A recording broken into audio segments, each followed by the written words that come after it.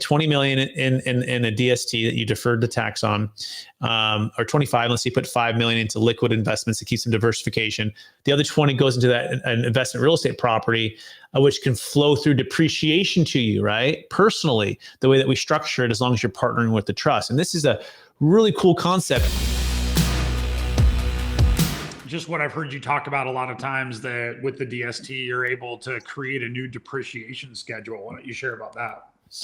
Yeah, absolutely. So one of the cool things is, if you want to be an entrepreneur, especially if you're if you're wanting to buy real estate, right? The trust can partner with you to go buy that investment real estate. It can't be a primary home, that's taxable, but investment real estate. Although if you want to buy a primary home, you can just take a distribution from the trust. The trust, you can pay tax on that and go buy a primary home. But if you're wanting to buy investment real estate, is a good example. Let's just say you had $25 million in Bitcoin, right? And you're looking at no depreciation on Bitcoin, right? Maybe little to no cash flow on the Bitcoin, right? Unless you're like doing margin and borrowing against it, which can be also kind of dangerous as well. And you're like, look, I like to capture this 25 million and I like to defer the tax and I like to go buy investment real estate. And to keep it really simple, let's just say you put a $20 million down payment on a $50 million apartment complex.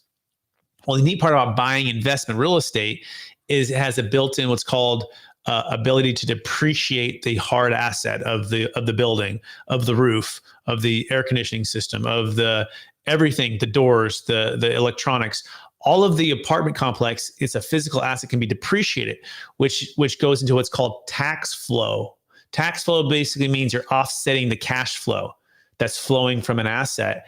And on paper, it's a paper loss, but you can still collect the cash flow, right? And so let's just say you had, again, the 20 million in a DST that you deferred the tax on, or 25, let's say you put 5 million into liquid investments to keep some diversification. The other 20 goes into that an investment real estate property, which can flow through depreciation to you, right? Personally, the way that we structure it, as long as you're partnering with the trust. And this is a really cool concept where you're creating depreciation on what you would have paid, let's just say 33%, if you lived in California, as an example, of tax on that $25 million exit.